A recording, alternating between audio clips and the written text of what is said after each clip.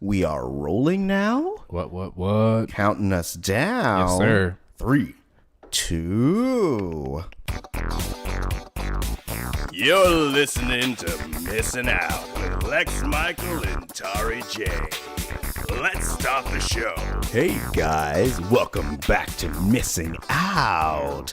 I'm Tari J. I'm Lex Michael. And if this is your first time listening, what we do here is we introduce each other to different media, whether it be movies, music, television, books, spoken word, experiences, things that have built us up as people, and we hope that in sharing it, it builds you up. We are the retrospective that's introspective. I like it. We were off last week, folks. We missed you very much, but I missed that intro. I didn't feel secure all week because I skipped a day in my week where I'm supposed to come here and hear you do that. It grounds me. Yeah. That's my transcendental meditation. I get it. Yeah. That intro is like leg day at the gym, bro.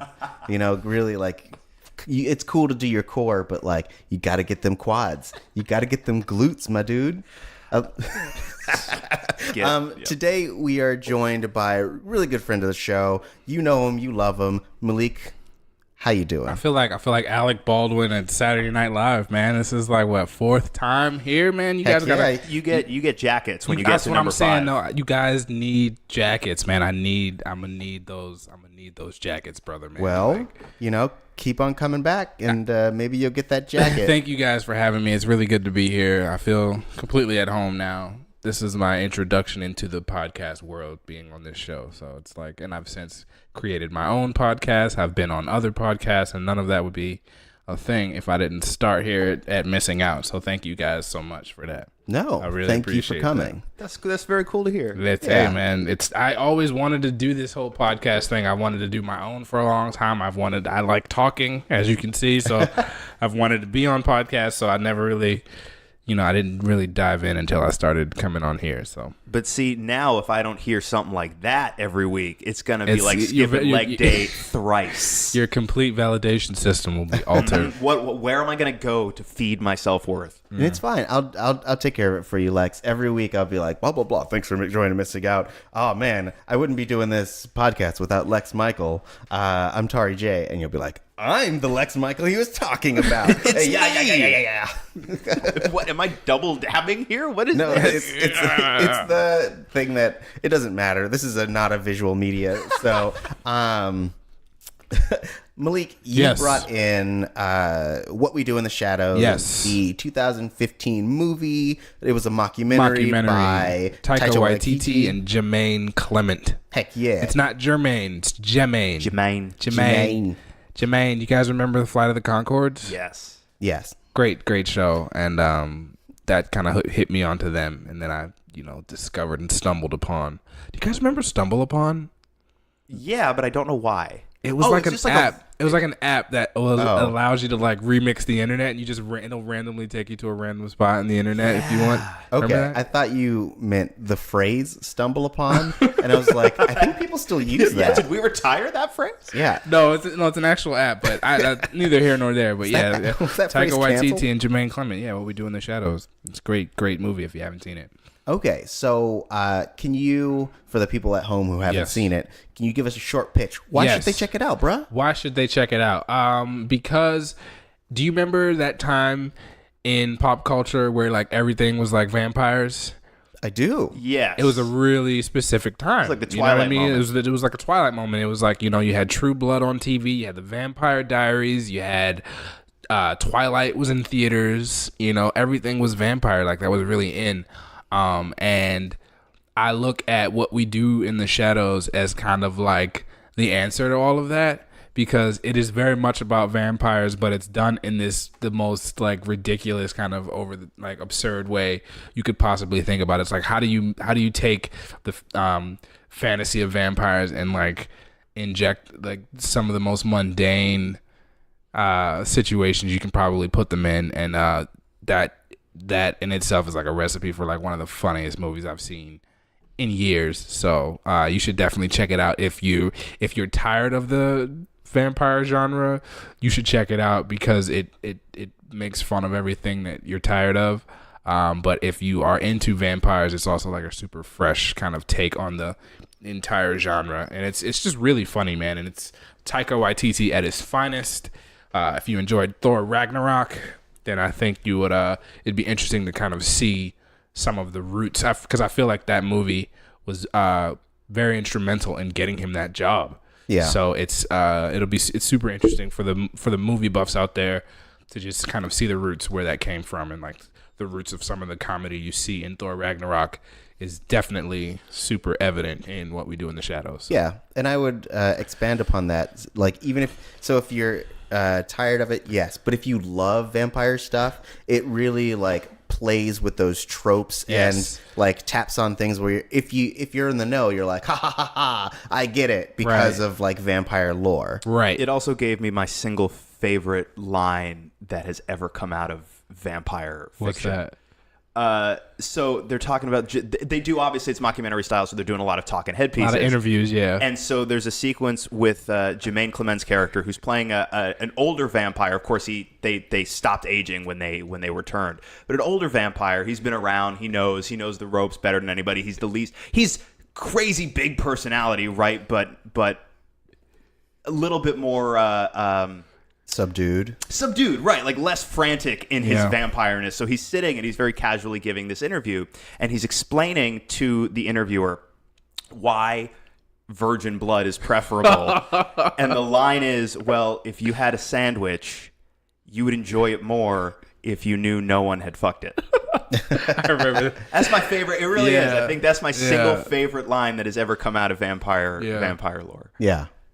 Yeah. And it makes perfect sense. So the whole movie's like that, essentially. I don't know. I like my sandwiches pre-fucked. You like them pre-fucked? Yeah, pre-fucked. That's what I'm saying. He does too. That's why he preferred no one had already made love to the sandwich. Oh, no, sorry. I prefer my sandwiches having been fucked. That's post-fucked, right? Well, yeah. Pre-fucked, like, as in it's been fucked before it got to me. Oh, okay. I'm thinking, okay. Not unfucked. Okay, so you don't mind if it's been fucked. Like when I do, you prefer it be fucked. Yeah, like when I Postmate some food, dude shows up. I'm like, you fucked this? If you didn't fuck this, go back to your car right now. 0 stars. Get it out no of the box. Fuck it, and then come back. He's like, you only gave me 10%. I only fuck for 20%, bitch. That's so funny. But yeah, so I believe everyone at the table had seen it before, right? Yes. Like, this was no one's first time watching. I hadn't seen it in a few years. Like, I was very glad for an excuse to revisit it. It's my go-to whenever I'm like hanging out with a girl and it's like, should we watch a movie? It's always What We Do in the Shadows. Literally like the last like 3 times I've done that. It's been like What We Do in the Shadows. And then you start laying down towels and newspaper. And stuff. And she's like, no, man. It's funny though. I do that scene is very interesting because there's a scene where he brings over a human woman to eventually murder her, to suck her blood and things like that. And it's always a very good that scene is always a good gauge of like how cool the girl is that you're hanging out with, because if they laugh at that scene, you're probably gonna like have a cool time, a fun time. Yeah, but like sometimes they're just like, oh, why'd you show me that? You know, but because you only play that scene, because that's the scene you start with. Yeah, you're like, you want to watch a movie, and you like fast forward through it. You're like, she's like, what's all that stuff before? You're like, don't worry about that. Yeah, it's not important. I'm just it's a test. You gonna pass? I don't know what that means. Yeah, but no, great movie, great entry into the mockumentary pantheon, which is not that extensive because I've done my research working on this show that I've done. So yeah, I mean, in terms of big ones, right? I mean, obviously Christopher Guest stuff. Mm-hmm. Most of his movies, like Rob Reiner directed Spinal Tap, but I also partially consider that a Best in Show. Yeah, Best in Show, and Waiting for Guffman. Yeah, and there are other Mighty Wind. Isn't Gaelig mockumentary that the one that Woody Allen did a very long time ago? Oh, Zelig? Zelig, yeah. Isn't Zelig? I don't remember Zelig very well. I think he's done a mockumentary before, though, right? Like that seems like Woody Allen's. Maybe that seems like his MO, right? I've never. Please don't quote me. We don't talk about Woody Allen in this house. Oh, so, okay. My bad. Yeah. Unless it's about sex with your stepkids. Yeah. Fair enough. So anyway, The Office, obviously. That's another one. The Office, yeah, there we go. Hard. Bring it back. Is, yep. For a minute, Parks and Rec was doing it a little more. Modern Family. Modern Family for sure. Yes. Yeah, they got out of that a little bit though. Modern Family. They decided. I feel like both, like Modern Family and Parks and Rec, decided they're like, nah, we're more of a character thing, and the camera stuff is just secondary. Mm-hmm. And The Office felt it had to make up the difference by literally making the crew part of the storyline in later seasons. Yeah.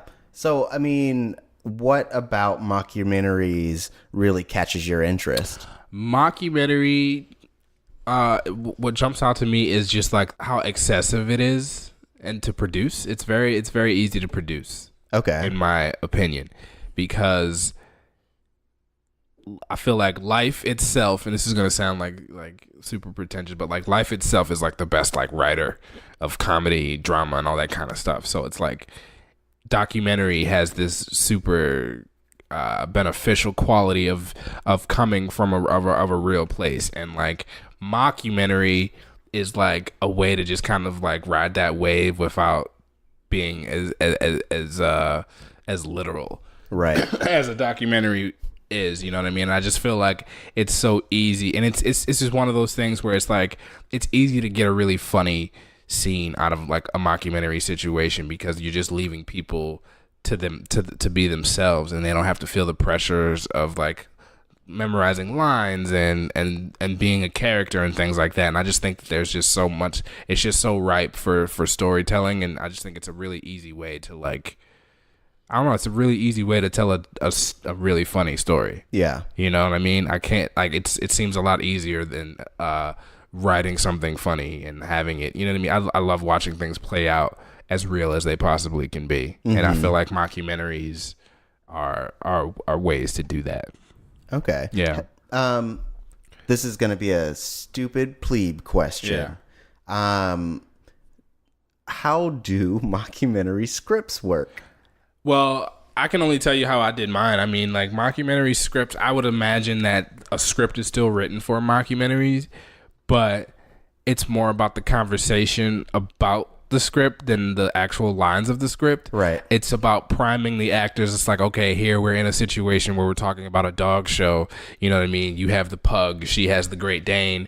You need to talk about why you think your pug is going to win over this Great Dane. And it's like action. You know what I mean? And then the script might just read dog show, this character has the pug, this character has the Great Dane, but the actual lines won't necessarily be in there. You know what I mean? Okay, so it's like how they do like Curb Your Enthusiasm, like Curb Your, and that's what I mean about how excessive, how much access we have to this, how easy it is to produce this kind of thing, because it's so free form and it's so like, you know, there are certain things that you have to be like mindful of. Like I'm sure that there was a lot of planning that went into the stage sets at Spinal Tap and like all their musical performances and stuff like that. But like at the end of the day, like I'm sure that they just got to riff as like being those characters, and it's just like I think that's where the good acting will come out too. Is when you get an actor who's just like how do you think this character would think? Like what are some of the things that they, you know what I mean? And you give them the room and the freedom to do that, and it's somebody that's actually like good enough to do that. I think it's a recipe for some really funny stuff. Like some of the funniest things have like never been written; they've just been kind of thought about. And, right. And you know that's why I think the benefit of mockumentary is like that's where I think it comes from. Right, and What We Do in the Shadows is a great example because you're taking this larger than life premise. Here's a bunch of vampires, werewolves, right. You know, but like you said earlier, heavily focused on the mundanity of their day-to-day existence, and they're creating these very big characters and big personalities, but because they are riffing so much within these scenarios, it creates a certain naturalistic feeling. And because they're using a documentary form, one of the great things I feel about mockumentaries is that it's all fictional, but there is this immediacy to it that you don't get in a standard narrative format. There's an immediacy that you when you're looking at it, it doesn't look staged, doesn't look planned out. You know what I mean? If you were doing a traditional comedy, you guys have to sit down and like block stuff and like, you know what I mean, rehearse and things like that. But sometimes it's better to just turn the camera on, which is what documentaries are. Like when you're doing a documentary, I learned in film school that like the best thing you can do when you're making a documentary is just press record. Have your camera always recording. Just record stuff. Like don't wait for moments to happen. Just make sure that there's always a camera on, so that when something does happen, all you're focusing on is getting the right angle for it versus where's the camera? Like, how do we get this? You know what I mean? And that's what mockumentaries do. But, you know, with comedy and with things like, you know what I mean, crazy situations, it's really cool. It's really cool. Yeah. And it's just, you know, me being a director and me being like an aspiring auteur, this genre has been the earliest, one of the first ones that have kind of just like accepted me in, and just like it's really been a good kind of ground for me to like flex other muscles creatively and just kind of like figure out how to get into the larger stuff like narrative and, you know, writing and actual stuff like that. And like you said before, it's a really accessible form. You don't need $2 million to make a mockumentary. You just need a camera. You might need a location or two, and then a couple of friends you trust to be able to improvise a little bit. And you can go and you can make it and you can tell a story that way. And it can go, you know, there's a show that so What We Do in the Shadows was like the direct inspiration for the People's Collective show. But another one is this Canadian show called Letterkenny, which is started by this dude whose name is like escaping me right now. But it's a show that started on YouTube, and it was just about him and his friends talking in front of the camera about the kind of stuff that goes on in their small Canadian town of like 1,000 people. Yeah. And, you know, people in that town started watching the YouTube videos. It snowballed into this thing, and now it's a half-hour TV show on Crave TV, which is like Canadian Crackle. Okay. So, and it, you know, it was one of those organic things where it was just me, my boy, our cameras, and we were just talking to the camera about stuff, and it turned into this larger thing where there are more characters and there's a world, and they're talking to the camera less, but it's something that was birthed from this very accessible, super like non-high maintenance way to tell this story. So it's, you know, I think it's one of the easy when you're at the beginning of your creative journey, I feel like you shouldn't ignore the mockumentary because it's a really good way to start to jumpstart a lot of your storytelling habits. Yeah. I think that this is a good time to drop down the spoiler wall. Yeah. In case you haven't seen it and you're like, I don't want to know anything about what I didn't even I kind of didn't even set up what I'm here to talk about yet. I'm here to talk about the People's Collective, my mockumentary series, the show that I've been doing, that I've been kind of speaking on ever since I've been coming here. So yeah, that's what. If you haven't seen it, spoiler alert. So yeah, you've heard all of us talk about why it's great. Check it out. You can find it on the internet on a multitude of streaming platforms. If you weren't sold based on that sandwich line alone, I don't know, man. I don't know if we can jam together. Yeah, I saw it on Amazon Prime. Same. And it's just so funny. It's the best. Yeah, and it's super cheap to rent. It's also not a massive time commitment. It's just like an hour 20. Right. Yeah. And it's funny, man. It's funny. It makes me interested to see what he comes up with next. I'm a big Taika Waititi fan. I watched his TED Talk on creativity the other day. It was great. Did you guys see, because here you obviously he was the director of Thor Ragnarok, where these two converge. Have you guys seen the Team Thor shorts, the mockumentary shorts that he did before Ragnarok? Like did Taika direct those? I believe so, yeah. Oh, wow. Trying to just establish like where was Thor during Civil War. And he's it looks like he's in New Zealand with a roommate named Daryl and just messing around. They like really established the persona that Thor has from Ragnarok forward in those mockumentary I do remember shorts. those, yeah. I'm pretty sure they're on YouTube. And that makes sense that Taika would have something to do with those. That makes perfect sense. Yeah.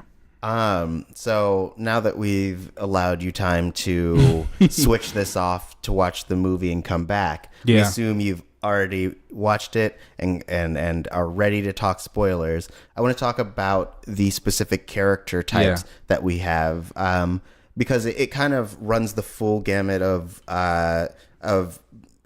vampire archetypes. We have a Nosferatu. We have a Bram Stoker's type in Vlad, played by Jermaine Clement. Yeah, then we have the dandy kind of. Yeah, so like the Interview with a Vampire type vampire.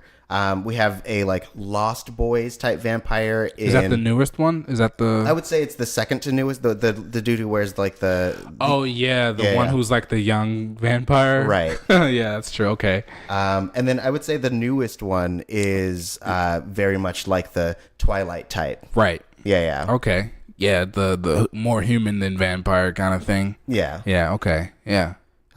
So I like that we get that full representation of like the vampire genre. Right. I hear that in the series they like push it even further in including every iteration of vampire that has been in media, Like social vampires and other kind of things. Like Tilda Swinton. Yes. is she in it?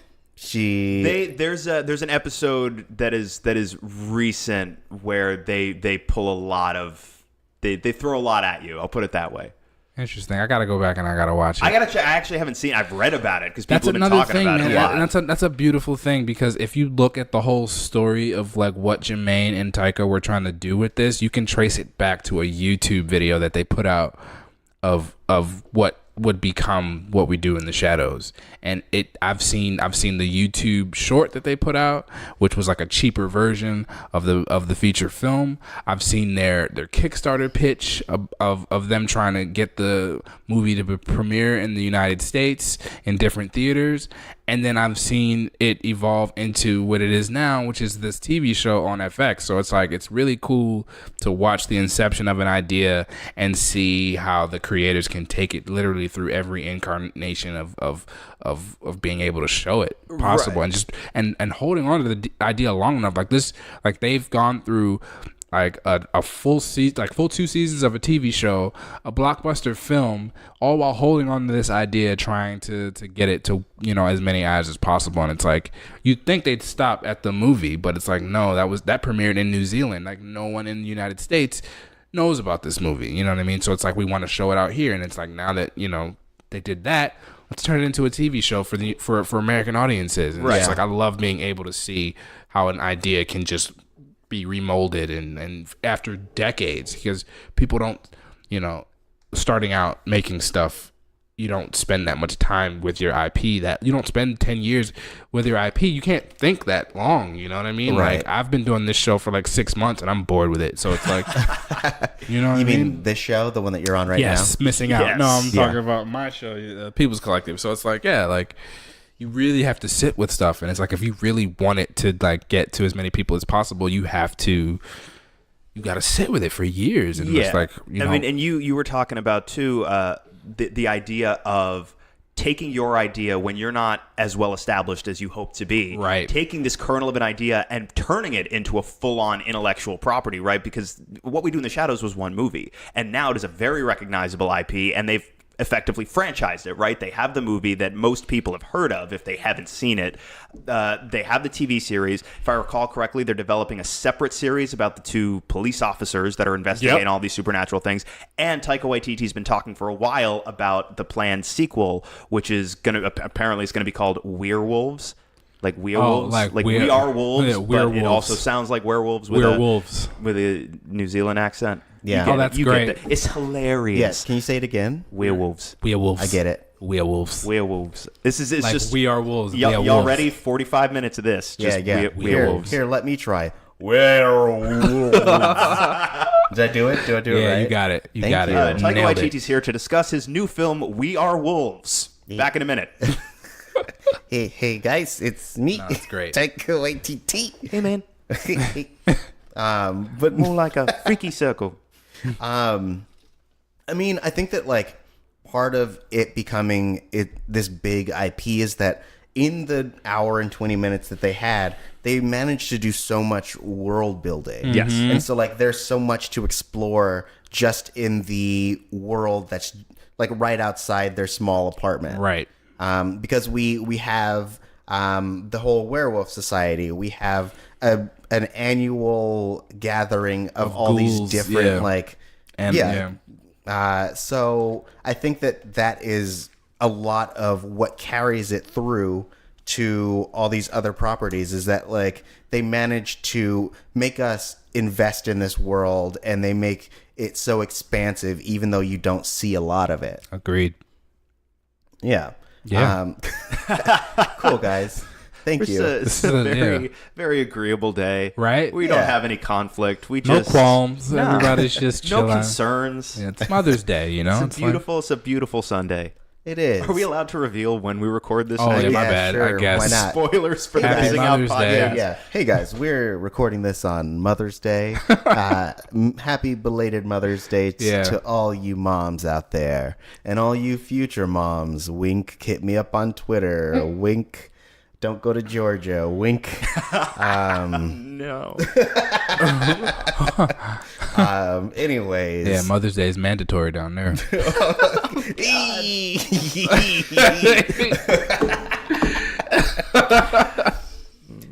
And if you're listening from Georgia, sorry. Sorry. I mean, I love you. We don't make the rules. There's still time. You can run.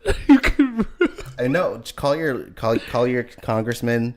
Talk to your senators. Like, there's still work to be done, yo. Jordan Peele is putting his salary towards fighting it. So really, yeah. Mm-hmm. So why don't you guys also #resist? Why don't you also put Jordan Peele's money towards fighting it? Yeah. So that when he says he's putting his money towards fighting it, what does that mean? Like all of his money? I don't know, dude. I'm not him. I think it's whatever project he's working on right now. I think he's going to take his salary from that. Oh, okay. Put it towards it. Yeah, because he's already rich. So he's just like, this is just icing on top. Like, it's like when you already have an iced cake and you're like, you want to put some whipped cream on it. It's like, hell nah, it's too much sugar. Yeah, it's true. Yeah. Put that whipped cream in Georgia. What? All right. It makes sense. Shut up. Man. But yeah, so just if anyone is unfamiliar with the premise of this movie, 4 vampires are living in a flat together, trying to do their daily routine of still be vampires. chores. Yeah. They get up at 6 p.m. and enjoy the evening times. And one of them is looking for love. One of them is just like living his sweet vampire life. And another one is using a lady as an intern. They eventually turn another guy who ends up living with them. And he's kind of a poop about being a vampire and that he keeps telling everyone and gets one of their roommates killed. Yes. That's funny. Nick the vampire. Yeah. Yeah, and he announcing that he's a vampire, and then of course a vampire hunter is able to really find them. And just like it's like that's going back to like the scripts and stuff like that. It's like you can tell that like Taika was just like, okay, you're a vampire hunter. I just want you guys to be talking in the club just about that. Like you can tell that there was no like actual here's your line, and it just feels so natural because they're just in they're in a club setting and he's drinking and he's like, yeah man, like I'm a vampire, and the dude's like, oh really, like I'm a vampire hunter, bro. And the way that they're saying it, you think it's just like in passing, like they're just joking, right? But then it's an actual like that's actual plot, that's actual exposition you're getting there, like you know what I mean. So it's like it just comes at me a lot easier than having to construct a full script for people to memorize and be off book. And it's like, all right, you're the, this is your cue to say your line when he's like, you know what I mean? It just seems, I don't know. It's a lot easier. Right, it's just fine. It's a lot easier. Here's the general structure. Within this structure, you got to find a way to slip in this piece of information and this piece of information, and that's it. Go. 3 takes. And so, of course, the vampire hunter being turned on to their existence and their location and ends up burning our poor Nosferatu vampire to death. Yeah. And I liked that Nosferatu vampire. Yeah, he was so keen. He was responsible for turning turning the younger guy. That was like his whole jam. He's like, hey, you want to be a vampire? He's like a pyramid scheme dude. Yeah. He's like he just approaches and he's like, I'm going to make you a vampire. He was the oldest of them all, right? He's like 1,000 years old. He's right? like 8,000 years. Yeah.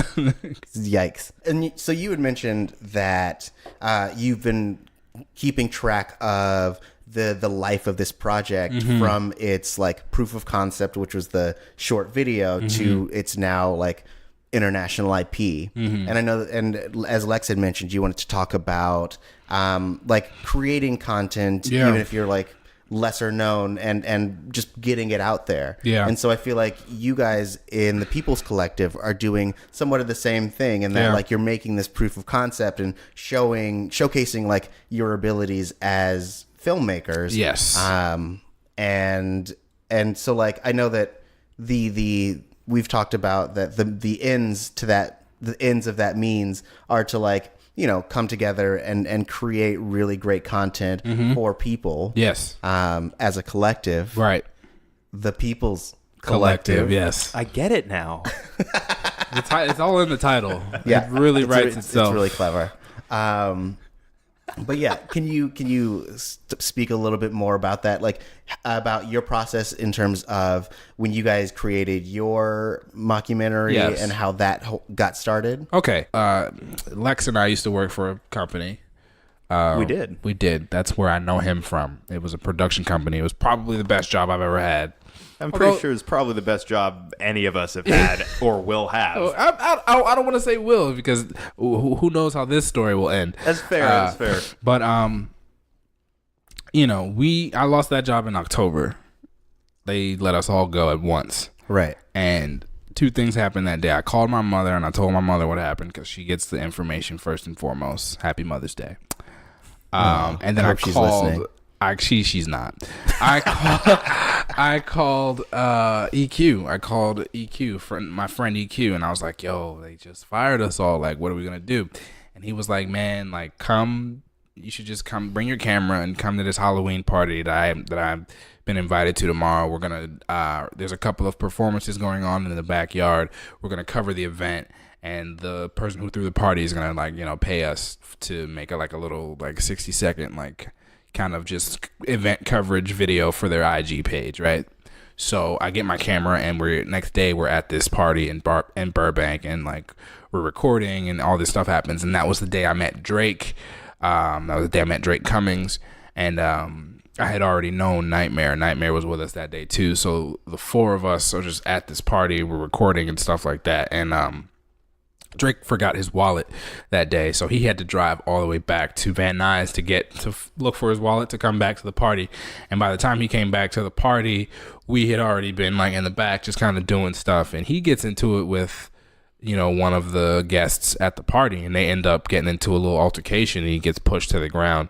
And he comes back and he tells us, and it turns into one of those little situations where like everything, it's like brinkmanship. Everything gets close to the point of getting out of control, and then it all just kind of like fizzles out. You know what I mean? People start to come to their senses. The Ubers show up, and everything kind of de-escalates. Yeah. But you know, that whole night, everybody got kind of riled up, and we were driving to Denny's after the fact, and Nightmare of all people was like, "Yo, like we should do a show about the shit that we just went through." And it was a very random thought, because Nightmare, one, doesn't talk a lot, and two, just out of nowhere, he was like, "Yeah, man, like we should just do like this mockumentary series, because tonight was crazy, and like I feel like it'd be dope to like show like the kind of shit that we go through, like doing shit like this." Yeah. And it was so random. It was like the most I'd ever heard him talk in a while. And that's a running bit in the show. That's right? a running bit in the show. Yeah. So we're at Denny's at this point, and I had just watched What We Do in the Shadows, like literally like 2 or 3 days beforehand. So the mockumentary genre and just like how to do things was like fresh in my brain, and I was just like, all we need to do is like get a couple of talking heads and then figure out. But then I started to think about like, I don't want to do this if it's just people talking to the camera. Like I want to be able to find situations that I can like recreate and like actually show us like doing stuff. So there was an opportunity to go to a second Halloween party the following week, and it was just on some like invitation shit. Like we weren't there to like record anything or anything like that, but they were my friends. So I asked them, Ryan and Leilani, they have a place called the Gem Den, which is downtown by USC. I asked them if I could bring cameras there and basically use their Halloween party as the backdrop for this first one. And what we did when we went there was we just were like, I went with Drake, EQ. We had Matt Smith come with us on camera. And then what we did at the second Halloween party was we basically had a completely like art directed like Halloween party to use, and we recreated the events of the first party at the second one. So I was basically just like riding the wave of the party and just like, you know, you taking little moments in time when like people like aren't on stage or like doing anything to like just recreate the situation. So we had this actor like play the guy that like punches Drake in the face, and like so what you see in that first episode of the People's Collective is an exact like recreation of what we actually went through. And once I saw that and being able to like recreate that and how it looked when I made the episode, once I saw that, it gave me incentive to just like keep going. And by that time, crazier things had started to happen to us in general. Like somebody had pulled a gun out on EQ and Drake out in Hollywood. Crazy tweaker just was, off some shit, pulled a gun out on him. And we were dealing with, clientele that weren't like super satisfied with the work that we did, but communication was just always off and stuff like that. So all this stuff started happening. And so I started being like, yo, this show is like writing itself, and I literally only need opportunities to be able to minimally recreate some of these situations that we've been in, and then just cover that with our characters talking about how we felt about those situations. And then there's the show. Right. And it just became this thing where it was just like I would set up this goal of like trying to get this scene shot, and it would happen, and then like it just kept happening. And then first I would say like the first 3 months we've been doing this, I've been doing like, we just released the show in April, and we've been working since October. So from October, November, December, those first 3 months were so easy. Like people were just excited to be there. Everybody had time. Then we went home. I went home for a little bit, and then I came back in the new year, and I tried to finish the season. That's when it became work, because like the new year had came. People were, getting new jobs, and there was just everybody had this effervescence for 2019. So nobody was really like trying to like do old shit. It was a lot harder to like, get people to stay for the entire day. And that's when it really started to be like, yo, like if you really want to finish this, you have to like, deal with all of the downs, because it had just been 3 months of ups before. It had just been like, yo, people are excited about it. It's going to be funny. It's going to be great.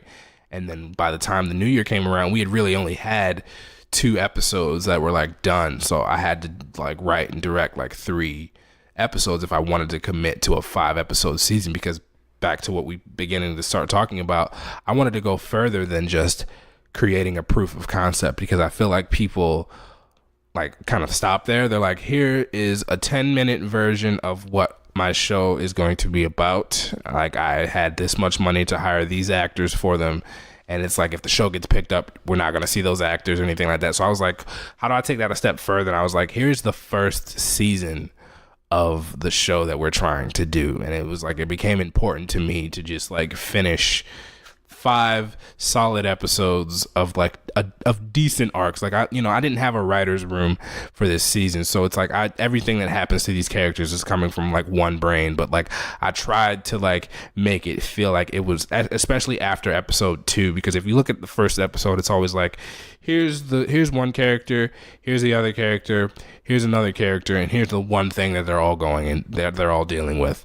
Episode 2 kind of starts to thread and like, like give individual characters their own, like, like I look at the character of Drake, for example, as like having the most like kind of arc in the series, because he goes from being this kind of like mild-mannered person to getting scared by the gun, to this person that's like addicted to cocaine, to this person that's like comes to this realization that he needs to step up and like be a better human being. So it's like and then I go through similar things with my job, and you hear about like the place that I used to work, and then like, so it really just snowballed into this beautiful thing that I would love to continue to grow. And I get all my inspiration from Taika Waititi and Jermaine.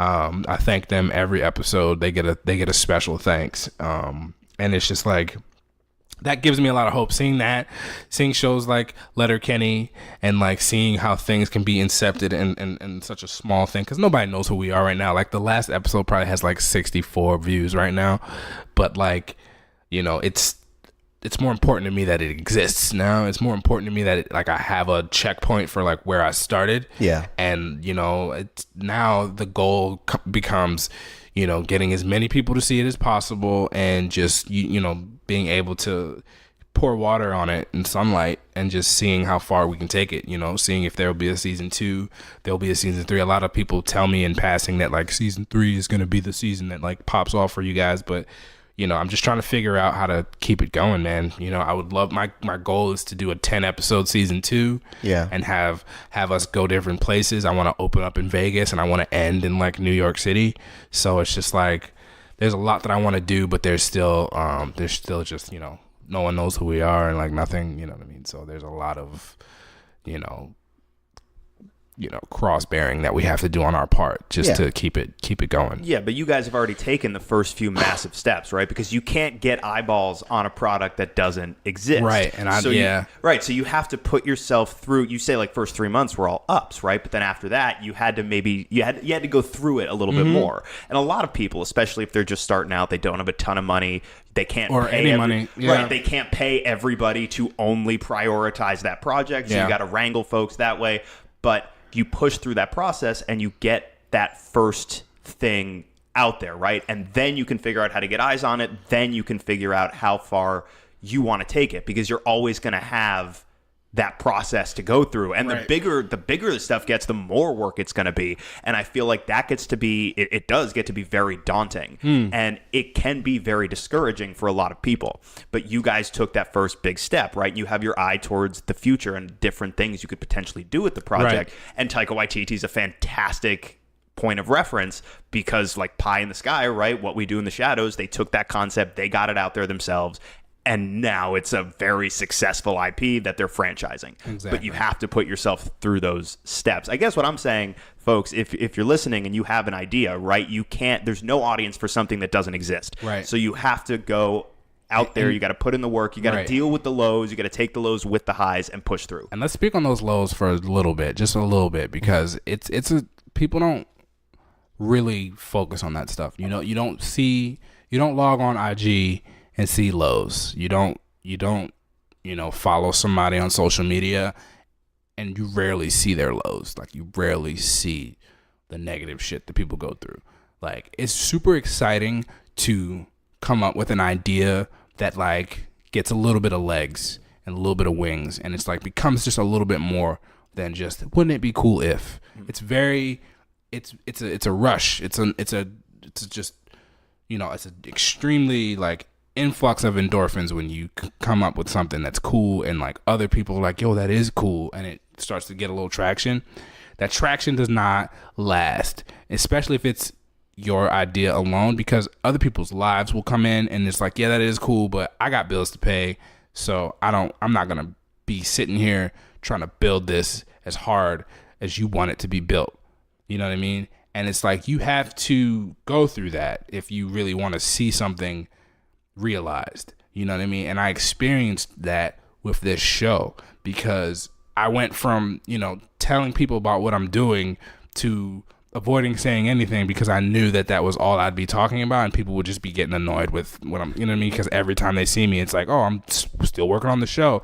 And it's like, you have to go through the spectrum of that. Like, you have to go through the process of what you're talking about, not entertaining anybody. You have to get bored with your shit, and you have to be able to be like, because once you're there and you're in that moment where it's like people don't fuck with what you're doing, that's when you know it can work or not. You know what I mean? Because it's like, do I still fuck with it? And you have to ask yourself those questions. And it's like, I was forced to ask myself those questions when it was like I couldn't get anybody to show up to be in it. You know what I mean? And there were so many times you can just be like, well, I guess it's, you know what I mean? But there's a choice where you keep going, or there's a choice where you accept all of the continuing defeat in the form of people just not being gassed to do it and show up for it. So it's like, you have to go through that whole spectrum of stuff. If and this is just specifically like for creators, I'm sure as people, there are a lot of listeners that like sit down and think about like, oh, it'd be nice to write a book about something, or it'd be nice to like do this, that, and the third, but they don't really take it further than it would be nice to. Just know that if you step off that cliff of it would be nice to, there's going to be a drop. There's going to be a drop of like uncertainty. Your shit, you might make your shit and people don't like it. You might make your shit and one person is offended by a specific choice that you made in it. And it's like, but like at the end of the day, like if you want it made and if you want it seen, you got to go through the spectrum of feelings for it, which is excitement, boredom, like all types of shit, all that stuff. And also, not finding your audience right away does not automatically mean that there is no audience for it. I mean, I'm sure on this show I've said variations a bunch of times of if you think it's a great idea, if it's an idea that you get excited by, that you think is hilarious, you're one person. But if you find it hilarious, if one person does, I guarantee globally, if there's one, there's 10. If there's 10, there's 100. And if there's 100, I don't know that there's necessarily a limit. Now, nothing is going to appeal to everybody equally. But if you're genuinely hyped on the idea and you can execute it properly, other people will, if you can find that audience, even if the first few people you show it to that does nothing for them, doesn't necessarily mean it's for nobody. You just have to find them, but you have to be willing to commit and take solace in the fact that if you get super jazzed by this idea, there is an audience for it somewhere. Yeah. Anybody that's listening, right? Take a second and like if 10 people that are listening right now, right? Let's hope we have more than 10 listeners. I hope we so. do, yeah. Yes, I'm comfortable saying. I'm saying that because I don't think I have 10 listeners on my show yet. So, like, because that's a real thing. So if 10 people like took a second and like watched What We Do in the Shadows and then watched The People's Collective, you know what I mean? If one of those 10 people found like something that they could like relate to from my shit, I've done my job. Yeah. You know what I mean? Like, I've done my job. And it's like, I'm not trying to, I don't know, like, I'm not trying to hit anybody over the head with anything that they haven't experienced before, because I feel like a lot of the stuff that we're doing, we've had this conversation before where it's like all the best stuff is already kind of done, and however we feel about that. But, like, what I was trying to do, did we get to the part where I'm supposed to pitch this to you guys? You already pitched back at the beginning. Did I? Yeah, I was like, bit, yeah. Yeah. Okay. I mean, right now you're just like you're giving us a talk about how to have realistic expectations. Realistic expectations, man. And I would piggyback off of that to say that, like, and because earlier you were like, this might be just for creatives, but I would say that, like, it applies to anyone who's trying to accomplish any goal, in that, like, yes, your energy for that goal, it's the same thing with like New Year's resolutions. Like, your energy towards it is always going to be high at the very beginning. Yeah. But like, you have to be willing to fight through the mundanity. Like, anything that you try to do will always have its lows. Anything that you do is always going to be work. Yeah. Like, no matter how exciting it is and how glorious it is. Yeah. It'll always be a certain amount of work. Like, there's the phrase that, like, bro, if you do what you love, you'll never work a day. And it's bullshit. That's bullshit. Like, if you're doing what you love, you'll probably work harder. It just won't be as mentally taxing. The film industry is full of people doing what they love, and they're miserable. Yeah. You're not wrong. Like, they're like, you know what I mean? Like, this is if I can actually, like, before I die, if I can say that, like, I've made my living being like an auteur, being somebody that has like made movies for a living, and that's all I've been able to do, like, that's a blessing. But I know that journey is going to be one of the most stressful journeys of my life. Some of the most, like, the most potent anxiety I've ever felt has been on, like, sets and like stuff like that. You know what I mean? And it's just like, we're all here because we love it, but it's also at the same time one of the most high pressured things we've ever done. It's just like, it comes with that.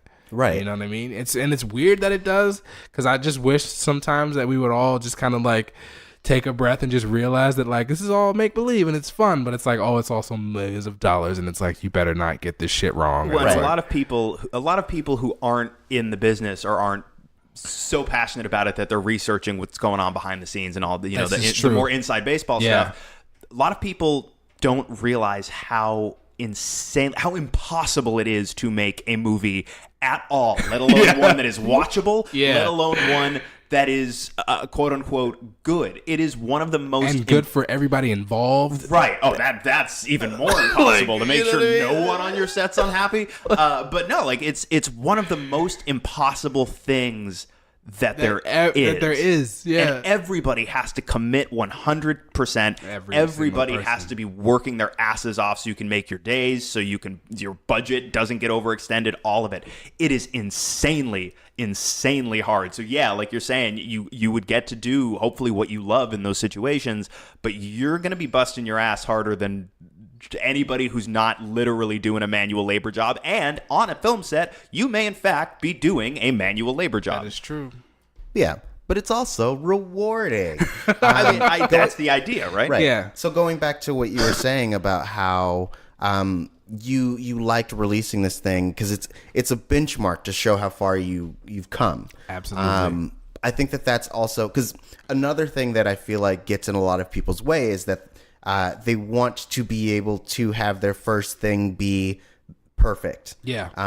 And that's a big barrier because it's the gap that Ira Glass talks about, that like your taste is so much greater than your skill when you're first starting out. And it's hard to get over that bridge or like start building that bridge to meet what you want it to be. And so I like that you have like you're about setting those expectations and that like I'm gonna create this content. It may not be like Jurassic Park, but it's the best of what I'm capable of right now, and the next thing will be the best I'm capable of then, right? And it's gonna keep growing because as you're creating, you keep getting better. Which circles back to why I started with mockumentaries. The easiest way to begin. Yeah, the easiest way to begin. And so like I think that is something that people can take away, and that like I think that you have to be okay with the process of growing. It's an uncomfortable process. There are times you're gonna hate everything that you make. Yeah. But then you'll look back and be like, it wasn't so bad. Yeah. And I've come so far. Yeah, I'm at that point now where it's like I don't watch the show. You know, you know what I mean? I mean, I'm assuming you saw the whole thing many I've times seen the while you whole guys thing were cutting it several together. times, yeah. And it's just like I'm also just at this point where it's like I'm like, you know, I'd like to distance myself from it for a couple of weeks before I get back to like doing the work to get people to see it. Yeah, you know what I mean. But it's like, yeah, you go through that. Like you go through these, you know. I just embrace the whole spectrum of your ideas, and you know what I mean. Embrace the whole spectrum of how you feel when you work towards them. Yeah, you know, that's my advice. Yeah, motherfuckers, don't be afraid to. It's rewarding, like Tari says, and it's super rewarding. Man. And you know, on top of that, there are going to be a lot of instances, a lot of experiences that feel very much like failures. Yeah. But you will look back if you persist, if you keep pushing through. Eventually, you're going to look back and you're going to say, "Those were the experiences that taught me the most valuable lessons." Yeah. All right. So I've totally like the pitch part. Like went over my head because I thought we were still talking about what we do in the shadows. But like what I wanted to mention during the pitch part is that what I was trying to do for this show is I was trying to make something that felt like Atlanta meets Curb Your Enthusiasm. Okay. You know what I mean? Because I grew up overseas. So I know about people like Chris Lilly and like, and Ricky Gervais and like all of the stuff that they used to do in England and in Australia, and they're very like mockumentary centric creators, and so I've always been kind of tuned to that, but I've never really like seen a mockumentary with like a whole lot of black people in it. You know what I mean? I've never really seen. It's always been like dry humor with like white people and shit like that. And right? Like, yeah. Then you have like JB Smoove in Curb Your Enthusiasm, but he's just kind of like he's like the black guy in that show. You know what I mean? And so I wanted to see something, and then Atlanta came out, right? And then like that show felt like straight FUBU, like for us by us type shit. You know what I'm saying? And it's just like I wanted to kind of bridge the gap between those two ideals by like making, I don't want to say a black mockumentary, but just like making a mockumentary series that has that same kind of dry humor, that has that same kind of like just like deadpan quality to it, with just a little bit more black faces in it. Yeah. You know what I mean? And that's what I was trying to do with that. And I feel like we did it. I feel like episode 3 is really like the kind of apex of what we were trying to do. And you mentioned the final episode with just like the nature of like the characters and stuff like that. But like as far as like tone and like achieving that tone that I was really going for, I feel like 3 really nails it. Yeah. So that's what I was doing for that, and that's what I would have mentioned had I known we were in the pitch portion of this conversation. You'd think I'd know how this works by now. I've been here 4 times. I mean, it's new, bro. Like we're constantly changing. But it could be like if we were a radio show, right? It could just be like one of those like re-intros when they come back from the ad breaks. Like if you're just joining us, we're talking to Malik McCrea about the People's Collective. Malik, give the audience, catch them up. Where are we at? Right. So yeah, that's what I was going for. So it's funny because I mentioned this to a friend of mine and I showed it to, and he was like, yeah, I'm going for it. I was like, I'm going for Atlanta meets Curb Your Enthusiasm. He was like, huh, I don't see it. And it's like, okay, that's cool, but no, it's not like. But if you look, it's like what we do with Nightmare's character and like how we try to like lean a little bit on the surreality of him showing up and stuff like that. Like that's what I drew from that. So it's not a direct. It's not like Atlanta at all, but it is like a very grounded tale of just the characters. Like we're not acting. Like that's really who we are in those in that series. Like we're like EQ is a very earnest, big dreamer. Nightmare does not talk. He is a very random person, but super loyal. Will show up if you call on him. Drake is probably the most like. Drake's character is probably the most different from how he really is. He's obviously not a drug addict. But it's so funny listening to him talk about that show because he's very adamant on like making people understand it. Like we are playing wildly different versions of ourselves, and then like he really wants to like get that point across. It's like this is not really me. But no. So Drake's probably the most unlike his character in the show. But even some of his little like quips and what's the word I'm going for? Like mannerisms and stuff like that make it to the show. So it's been a labor of love, man, and it's just been my ode to that mockumentary genre. I've been very grateful to have been able to do it. I'm happy that it's finished. I'm happy that I've started out to do a full season of like 5 episodes, and I know that like British TV usually like a whole season will be like 4 or 5 episodes, so I was going for that. But yeah, I'm just super excited about the future. I'd love to continue to grow it. But yeah. Okay. So like, what are the next steps for the People's Collective now that the show's over? Interesting. Well, now that the show is over, the first season. Now that the first season is over, we're not gonna say the show is over. Okay. Now that the first season is over, the next few steps is about just continuing to brand ourselves as a collective, and more importantly, as a service for hire, because we are that first and foremost. Like the goal is to be able to live off of our craft, and in order to do that, we want to be able to provide services for people in the form of whatever you need. Music videos. We're actually in development on a couple of music videos with some artists right now. We also produce YouTube videos for YouTubers and influencers and things like that. EQ is an audio engineer, so he makes beats and he's always in the studio with people. Drake designs video games. So the idea is to just continue to further brand ourselves in what we do. I'm going to be writing the second season.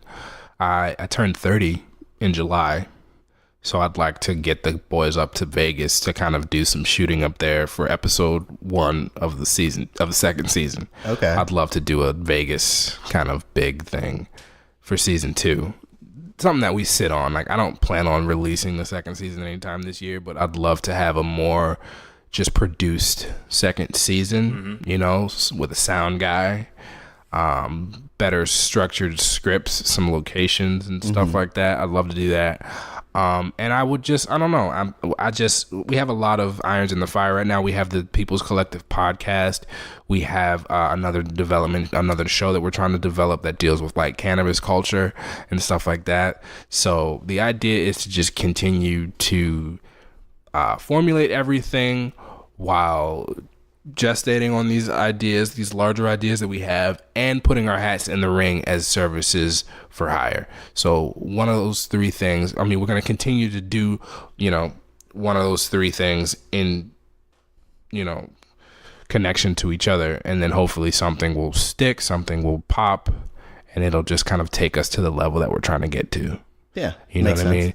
But at this point, it's just all about content. Because it's like, can you tell me how many episodes of the Missing Out podcast you've done?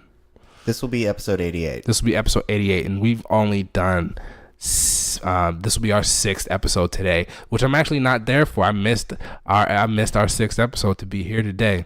So you guys should be very... Good choice. Good choice. Yeah. Tari was on our show a couple of weeks ago, and he really showed us how wrong we're doing everything. That is not true. So thank you for that, because we would have just been like blind in the dark if you hadn't showed up. But no, so this is 6 to your 88. So we just want to be able to get to 88 and see what 88 brings us and see what what life will be like by then and stuff like that. So it's just about as boring as it sounds, it's about just continuing to do a lot of the same. I mean, it's not boring. It's literally what we were just talking about, going through that process. You have to. But, you can't. You have to. It sounds boring, man. It's not, it's not. There's nothing lively about what I'm talking about. It's very mundane, but it's moving towards a lifestyle that hopefully will be, everything and more. Yeah. I get that. I mean, you're trying to make a living doing creative, which is one of the hardest things to do. Yeah. And that requires you guys do the hustle, you gotta hustle. You gotta reach out to people. You do the daily work. You do things that you are passionate about, and you do things that are just for money. That's what it is to live as a person in any industry. And we're all doing versions of that. So, but yeah. So, guys, we're about out of time. Do you have any last thoughts about? Yeah, I just want to say, Lex Michael is in the show. Yeah, we if that was the lead, we definitely buried it. I'm there. I'm in Lex Michael, and I want you. And he hasn't seen the 5th episode, so don't spoil it for him. But I want you to watch it because there's a surprise in it for you. But yeah, Lex, I want to just say thank you to Lex, man, because little do people know that Lex was the cameraman on the 1st episode, so he was very instrumental in just getting this done. And it was his phone was one of the first phones that I started to hit when it came time to start calling in favors, and I didn't stop hitting his phone. So, but yeah, thank you, Lex, for being a part of that. And that was my pleasure. And thank you for fighting, because his character was initially never going to talk. And I was like, have you met me, sir? But here's the thing, I love characters that don't talk, because I think that they're more compelling to write about and to convey on camera, because it's what can you do without words? But he fought for his line in episode 3, and it ended up being one of the funniest lines in the show. So thank you. I'm not always right. So thank you. The moral of this whole episode. I, on the other hand, am always right. But yeah, no, it's great. It's really funny. And if you don't watch it for me, watch Lex in it, because he's great. Oh, thank you, sir. Great. No, I had a huge amount of fun, and it was great just being there with everybody, getting to meet some folks, getting to spend time with some folks that I knew. Right. Super fun, man. Anytime. We're gonna get Tari in there season 2. Hell yeah. I'll be a dumb IT guy. I'll be like, hey guys, you need to set up your stupid computer. Because you've been doing it wrong this whole time. I want you to cast Tari as a mob boss. I want Tari to play, because Tari's a nice guy. I want him to play type? Yeah, aggressively against type. Can you do that? Yes. Oh, I can't. There's a video in college of me being somewhat of a mob bossy type dude. I murder someone. I call someone insignificant little shits. Is this good findable? times? I don't know. There's always a video in college. What do I Google? Tari Miller murdering person. Yeah. This is before YouTube existed, so I don't know. It's on someone's hard drive that doesn't connect to their computer anymore. All right. Well, that's what I want to see. I want to see you play heavily against type. Okay, totally. Thank you guys for having me again. It's always a pleasure coming back here. I love it. Love coming back. No, we appreciate you coming back. You always talk about such fun things. Hey. And we hope people check out the show. Yes, let me employ one of your listeners to just search People's Collective on YouTube, give it a watch, and just be like, hey, Missing Out brought me here. Let me know. Say that in the comments. We'll put a link in the description so you can just click it from your phones. And we'll also link to the People's Collective podcast as well. We were on that at some point. Yeah, we did that a minute ago, which was also a ton of fun. That was our biggest show to date. So yeah. Nice. Yeah. So guys, make sure you check it out. Until then, where can people find you? You can find me on Instagram at Spike Lee with a K at the end. That's pretty much it. I do not have a Twitter. Don't think I'm ever going to get one. But yeah, and also the People's Collective online, the.peoples.collective on IG. And yeah, just keep a lookout for stuff. Thanks again for listening and tuning into the show. I had a great time making it. Taika, if you're listening, you're the man. You are the man. Let's work together soon. And yeah, I'm going to try to... and another goal is I'm going to try to send him the first season of the show somehow. So we'll see. We'll see about that. Okay, I think he does have Twitter. So maybe you're gonna have to like make a People's Collective Twitter just to send it to him. Just to slide Send it over to to like him. in his DMs, and like 3 months later, you get a DM back. Who is this? Right. But Lex, where can people find you? I am on Twitter and Instagram at the Lex Michael. Also, this week I had the opportunity to guest on the Ships in the Night podcast, hosted by Zach Wilson and Greg Goodness. The premise of the show is they take fictional characters from disparate corners of the media landscape, and we put them together, try to come up with a meet cute and a relationship story, and then we ask, do we ship it? This week I had a huge amount of fun talking about shipping Ash Williams from the Evil Dead franchise with Ash Ketchum from the Pokemon franchise. If you grew up with Pokemon, very upsetting story. And also we shipped the Starbucks Mermaid with Captain Morgan. And in the third segment of the show, we try to find a love match for the Collector from the Marvel movies. Did he find her at sea? I can't spoil the story. Yeah, you have to listen. I gotta listen to it. Tune in to the Ships of the Night podcast. Cool show. I like those guys a bunch. And yes, they invited me to come play. So check that out this week. Amazing. Awesome. You can find me at TariJ, TariJay on Instagram and Twitter. But most importantly, you can find this podcast at Missing Outcast. That's MissingOutcast on Instagram and Twitter as well. I'm always missing Outcast. Hell yeah. This has been the retrospective that is introspective. And now you have a new perspective. Luckily, we have this new app. Today's episode is sponsored by Laserfare. Do you want to pay for your laser sounds? Just use Laserfare. Also, someone tell me if Stumble Upon is still a thing. I think it's just called Google now. Just Google that. Yeah, it's feeling lucky.